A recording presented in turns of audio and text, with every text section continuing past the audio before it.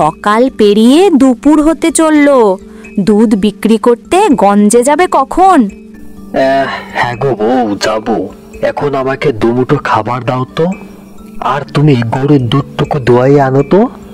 হ্যাঁ গো, তুমি হাত মুখ ধুয়ে ঘরে এসো, আমি তোমার জন্য খাবার বাড়তাছি।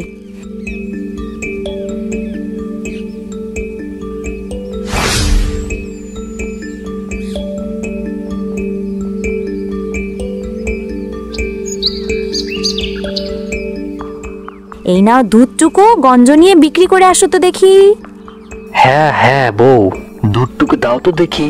মনে হচ্ছে আজকে একটু বেশি বেলা হয়ে গেছে।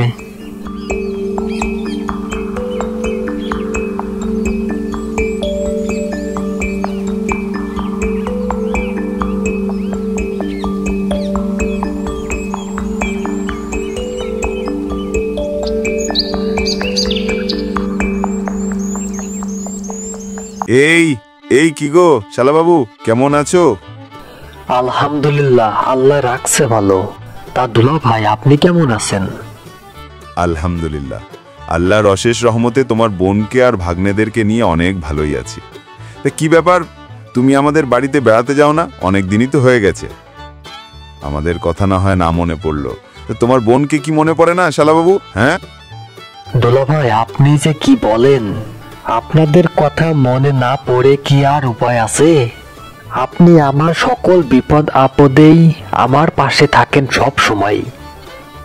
দুলা ভাই, কি আর বলবো, এ বছরের আবহাওয়া তো অনেক খারাপই গেল। বৃষ্টিপাতও হলো না।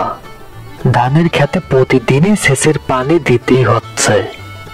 এতগুলো জমিতে পানি দিতে দিতেই আমার দেরি শেষ হয়ে যায় ওখানেই, যার কারণে কোথাও বেড়াতে যেতে পারে না দুলা ভাই। শুনলাম এবছর তোমার ফসল মাঠে সেরা ফলেছে নাকি? হ্যাঁ দুলা ভাই, আল্লাহর বরকতে আমার ক্ষেতের ধান এবছর অনেক ভালোই ফলেছে।